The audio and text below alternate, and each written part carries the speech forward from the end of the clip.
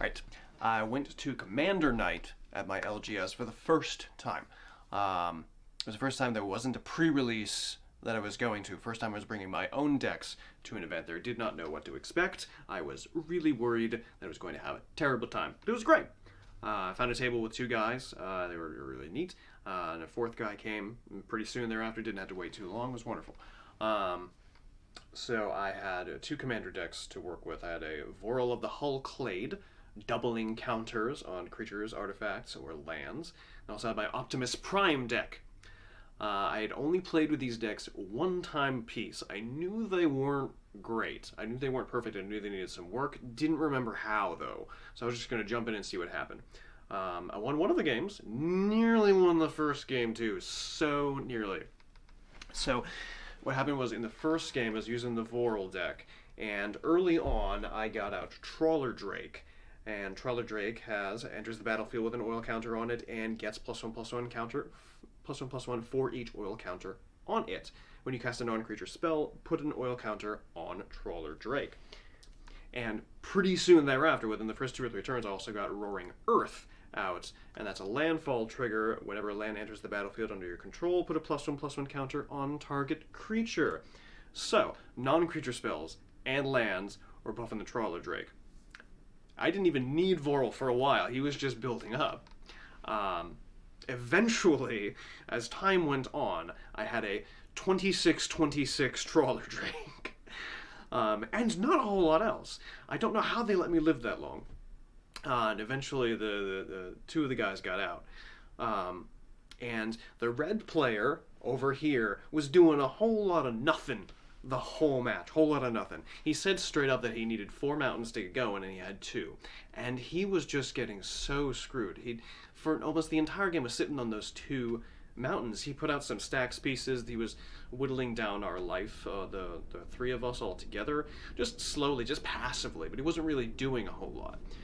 So then it was just me and him, with my what was left, and him with nothing. And I thought, this is going to be fine. This is going to be fine. Maybe I had like 2 more turns to combat him out. He had like 1 creature. I thought I had plenty of time, and he eventually drew a card. He drew his 3rd mountain, and I thought, that's okay. He said he needed 4. But because he had been drawing and discarding and drawing and discarding this whole time, he had what he needed in his hand.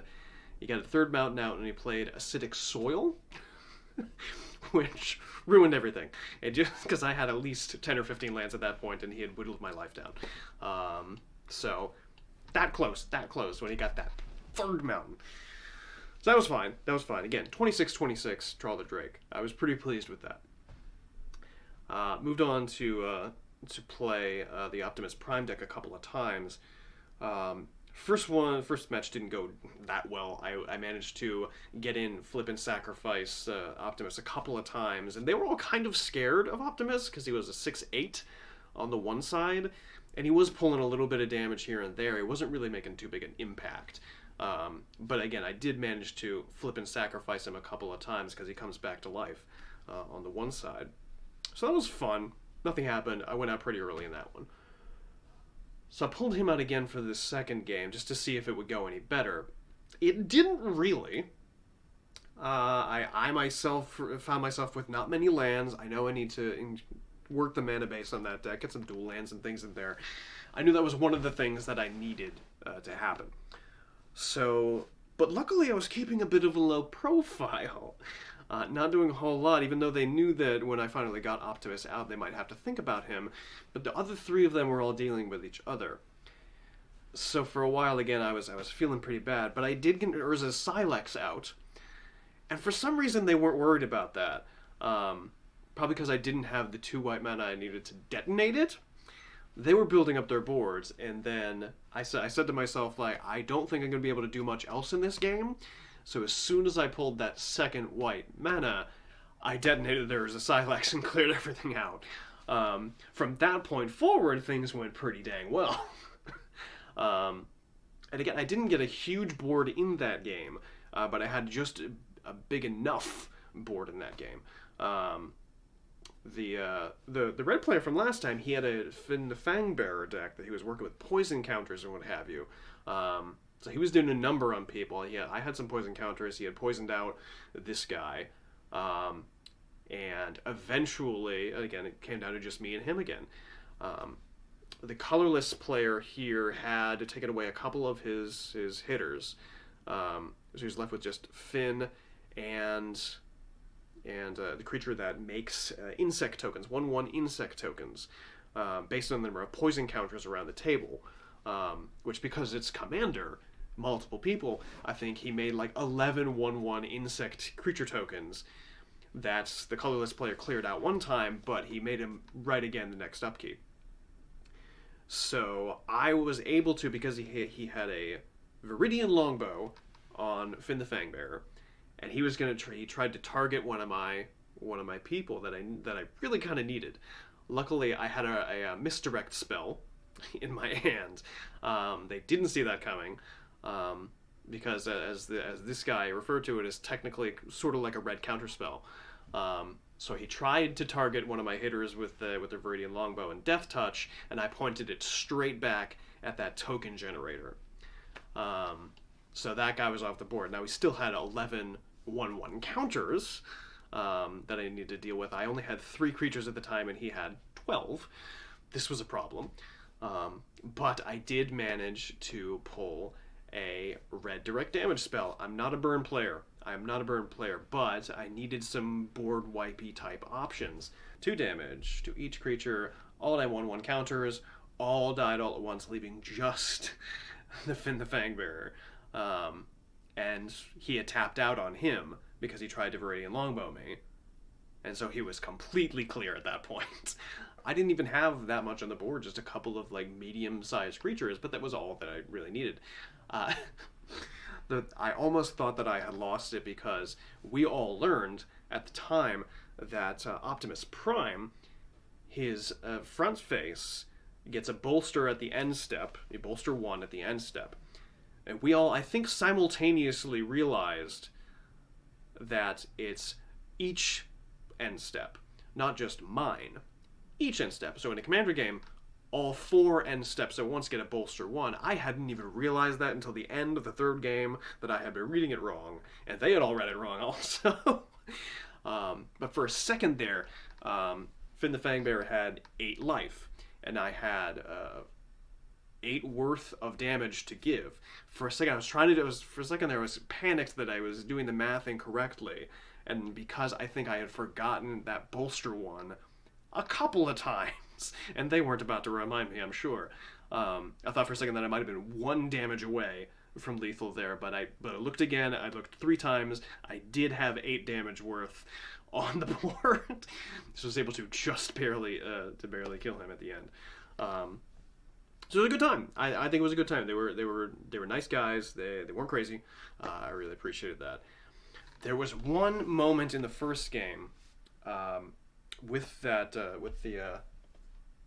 Trawler Drake, the 26/26 Trawler Drake, where the guy over here was playing this Orzhov Spirits deck, and he had a Teysa out, the one that punishes combat damage from creatures. And I'm pretty sure that someone online talked about this very interaction not too long ago.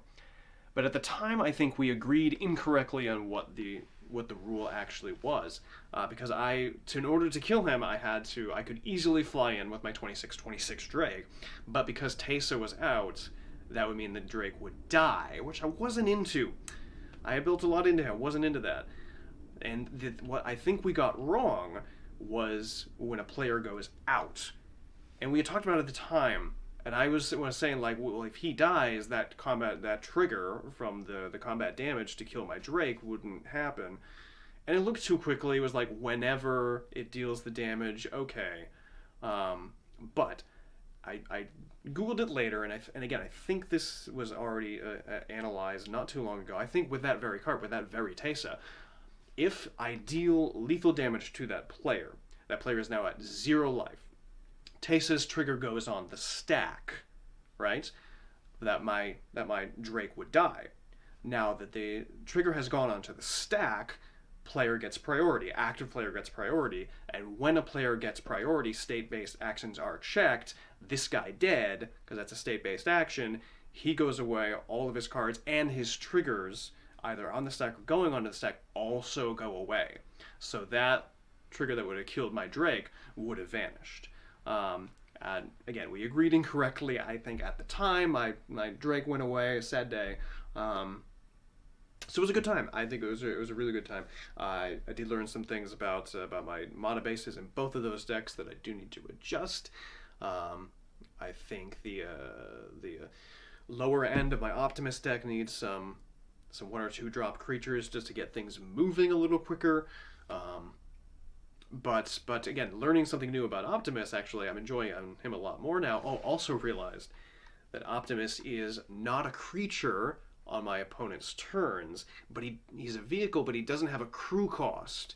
So he's hard to make into a creature if I needed him to be. He can't block on my opponent's other turns because he doesn't have a crew cost. So that was interesting to learn.